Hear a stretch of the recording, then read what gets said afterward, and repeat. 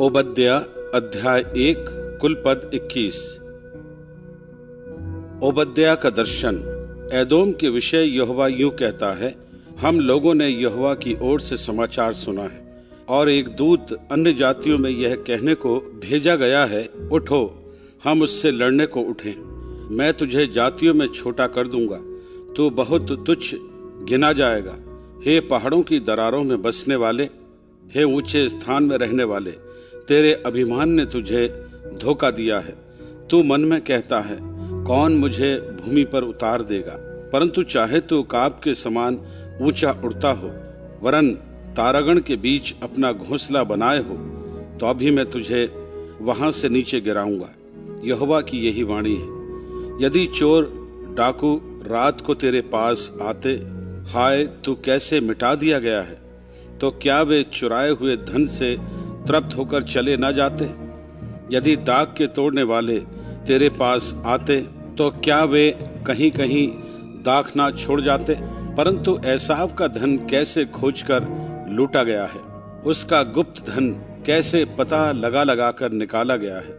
जितनों ने तुझसे वाचा बांधी थी, उन सबों ने तुझे सीमा तक ढकेल दिया है। जो लोग तुझसे मेल रखते थे, वे तुझको धोखा देकर तुझ पर प्रबल हुए हैं, और जो तेरी रोटी खाते हैं, वे तेरे लिए फंदा लगाते हैं।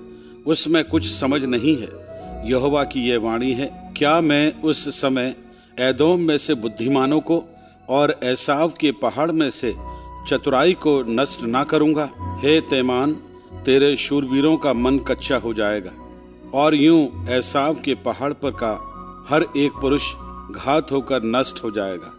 हे एसाव, उस उपद्रव के कारण जो तूने अपने भाई याकूब पर किया, तू लज्जा से ढंपेगा और सदा के लिए नाश हो जाएगा। जिस दिन परदेसी लोग उसकी धन संपत्ति छीन कर ले गए और पराये लोगों ने उसके फाटकों से घुसकर यरूशलेम पर चिट्ठी डाली, उस दिन तू भी उनमें से एक था।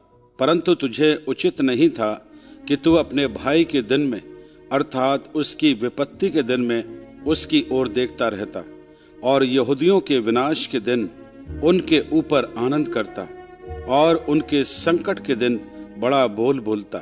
तुझे उचित नहीं था कि मेरी प्रजा की विपत्ति के दिन तू उसके फाटक में घुसता, और उसकी विपत्ति के दिन उसकी दुर्दशा को देखता रहता, और उसकी विपत्ति के दिन उसकी धन संपत्ति पर हाथ लगाता। तुझे उचित नहीं था कि तिरमुहाने पर उसके भागने वालों को मार डालने के लिए खड़ा होता, और संकट के दिन उसके बचे हुओं को पकड़ाता। क्योंकि सारी जातियों पर यहोवा के दिन का आना निकट है। जैसा तूने किया है, वैसा ही तुझसे भी किया जाएगा। तेरा व्यवहार लौटकर तेरे ही सिर पर पड़ेगा। जिस प्रकार तूने मेरे पवित्र पर्वत पर पिया, उसी प्रकार से सारी जातियां लगातार पीती रहेंगी, वरन वे सुड़क सुड़क कर पिएंगी और ऐसी हो जाएंगी जैसी कभी हुई ही नहीं।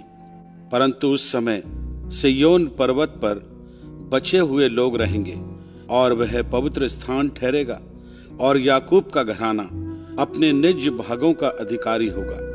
तब याकूब का घराना आग, और यूसुफ का घराना लौ, और एसाव का घराना खूंटी बनेगा, और वे उनमें आग लगाकर उनको भस्म करेंगे, और एसाव के घराने का कोई ना बचेगा, क्योंकि यहोवा ही ने ऐसा कहा है।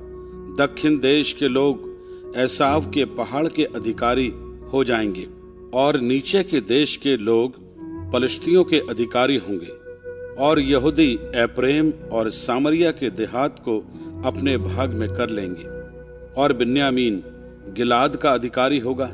इस्राएलियों के उस दल में से जो लोग बंधुआई में जाकर कनानियों के बीच सारपत तक रहते हैं, और यरूशलेमियों में से जो लोग बंधुआई में जाकर सपाराद में रहते हैं, वे सब दक्षिण देश के नगरों के अधिकारी हो जाएंगे।